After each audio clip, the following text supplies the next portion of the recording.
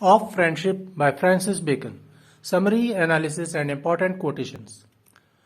Hello and welcome to the Discourse, and let's move forward for an in-depth summary and analysis of Friendship by Francis Bacon. This essay was incorporated in the second edition of Bacon's Essays and was published in 1612.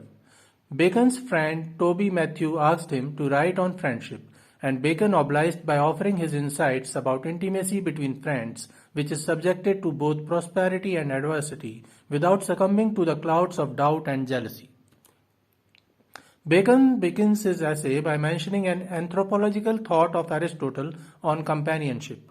Aristotle said, "Whatsoever is delighted in solitude is either a wild beast or a god." Bacon begins with asserting that human nature demands companionship and social contract. Isolation and solitude are traits of either wild beast or a heavenly god. I am sure Henry David Thoreau would also agree with Bacon, as he also returned to social companionship after his experiment at Walden. Bacon suggests that human beings require other human beings who are a part of nature, and anyone who tries to avoid such interactions is doing injustice against himself in his nature. However, Bacon is not criticizing those who remove themselves for their quest of truth from the social settings. He says that such people who find great value in peace of solitude use their mental process to contemplate on profound issues and seeks answers to philosophical queries. Their extensive analysis benefits the society. Such hermits seek knowledge and truth in isolation. However, such isolation can be beneficial, but it can be detrimental too. Bacon mentions some great philosophers who preferred solitude for their philosophical searches. He mentions Epimenides of Candian, Numa the Roman, Empedocles of Sicily, and Apollonius of Tyana, who offered philosophical theories that were unique to their period. So Bacon suggests that voluntary isolation can be profitable too. Bacon then mentions that a person can be lonely in a crowd too. Bacon says, "For a crowd is not company, and faces are but a gallery of pictures." So Bacon differentiates between kinship and crowd. He mentions a Latin saying, "Magna civitas, magna solitudo," which means that there is a great solitude in a great city. Crowd can diminish like far-going light if there is no one with whom a person feels companionship in the crowd. Even a conversation will appear empty monologue for a person who is not interested and passionate about it. Bacon suggests that a friendship demands the involvement of passions and feelings. They form the foundation of any friendship. Emotions are the threads that bind the hearts together. Bacon then offers the principal fruit of friendship, or the main advantage of having friends. Bacon says, "You may take sarza to open the liver, steel to open the spleen, flower of sulphur for the lungs, castoreum for the brain, but no receipt openeth the heart but a true friend." What he means is that a true friend is the cure of all the burdens and problems a person may face and that he may not discuss with other people around him. Bacon suggests that the biggest advantage of having a friend is that you can share your griefs, joys, fears, hopes, suspicions, counsels, and whatsoever which appears a burden to your heart, that appears oppressive, to your friend, and that offers a great relief, a cure against anxiety and depression. A true friend acts as a secondary valve for the heart to pump life into a sick person. Then Bacon stresses how friends are a necessary need, and when a person is in such a position where it is hard to get a friend, he often tries to buy friends. He mentions historical examples of Roman rulers, Sylla and his friend Pompey, Decimus Brutus and Julius Caesar, Augustus and Agrippa, and Tiberius and Caesarius. Bacon suggests that even if friends are not equal in status, friendship requires parity. This is the reason why a ruler or king, when decides to have a friend, they elevate the position of that person to make them parable as a friend.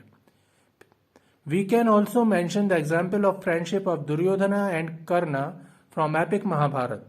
However, the cases mentioned by Bacon are specific, as all those cases were such in which the friend whom a ruler elevated betrayed him. In case of Brutus and Julius Caesar, Brutus gained full confidence of Julius Caesar. He had so much influence on Caesar that when Caesar's wife Calpurnia tried to stop Caesar from going to the Senate on the day of his murder, Caesar agreed to accept her request. But Brutus visited him and convinced him to ignore the suspicions and fear of Calpurnia, Caesar's wife. Ultimately, Caesar lost his life because of the trust he had in his friend Brutus. Same was the case with Sulla and Pompey. Sulla wanted to befriend Pompey as his trustworthy counsel, so he offered him great positions. But soon Pompey took advantages and derided Sulla as a setting sun while calling himself the rising sun of Roman power. The friendship of Tiberius and Sejanus also ended abruptly and in ignominy. Even Agrippa was forced to leave Rome into exile because others could not accept his close friendship with Augustus. Bacon mentions that such friendship in Roman times was called Participes Curarum because such a ruler used to become so dependent on their friend as if they had tied the knot. Bacon wonders why such great rulers had this need of friends close to them, and then he answers that, because for there is no man that imparteth his joys to his friend, but he joyeth the more, and no man that imparteth his griefs to his friend, but he grieveth the less. What he means is that we need friends because when we share our joys with them, they double, but when we share our worries and griefs with them, they get halved. This is why that even those great Roman rulers felt the need of friends. However, Bacon offers a cautious advice and suggests the saying of Pythagoras, "Corne edito, eat not the hurt." What he means is that though friends are necessary and we need them, but one should avoid falling to the whims of their friends, as in case of Julius Caesar, Sulla, and other historical rulers whom he mentioned, because in the end, these favored individuals became their nemesis and cause for their demise. He suggests that friendship can be a double-edged sword because while one may share their secrets and worries with their friends to get required relief, those secrets can be misused, so there always remains a risk. Then Bacon suggests the three benefits or fruits of friendships. The first or principal fruit is that friends allows you a way to double your joys and minimize your worries. The second important advantage of having a true friend is that a friend can offer the correct and impartial advice. A true friend will deride you at your wrongs and will praise you at your good. A true friend will restrict you from losing your ground in the overconfidence and will protect you against the downfalls. A friend's counsel always works in such situations where you yourself are unable to judge things right and suffer confusions. Bacon says, "The help of good counsel is that which setteth business straight." He further says that people often fail to see their flaws when they are greeted with success. In such situations, a true friend can warn you and show you the weaknesses to improve upon to attain further success. However, Bacon also warns that there always remains a risk, even with the advices of truest and most loyal friends, because every counselor is limited by his own ability to analyze and study the matter. Then Bacon mentions the third advantage or fruit of friendship. Bacon says that the third advantage is multi-layered, like a pomegranate. He says that friendship allows you to feel like living many lives. What you could not do or achieve or experience, you can still feel the joy of it by means of your friends. Let's say you want to play a guitar, but you do not know how to play a guitar.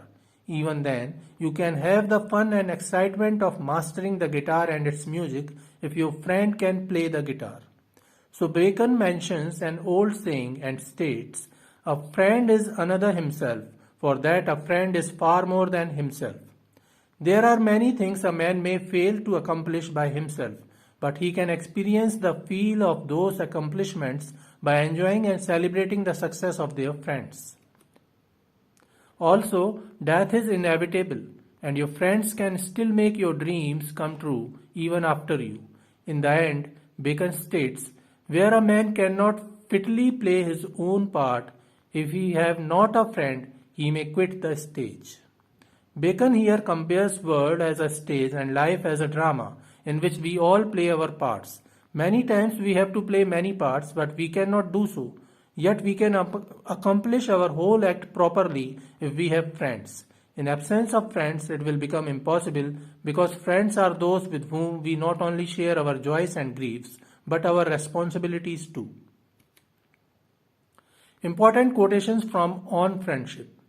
The first one is, whatsoever is delighted in solitude is either a wild beast or a god. The second one is, Magna civitas, magna solitudo.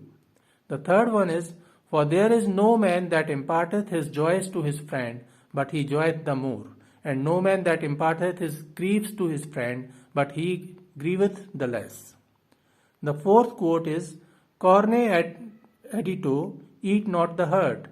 Bacon says that those who become over-dependent on others, friends, and share their whole herd are no less than cannibalistics who eat their own herd and suffer great losses.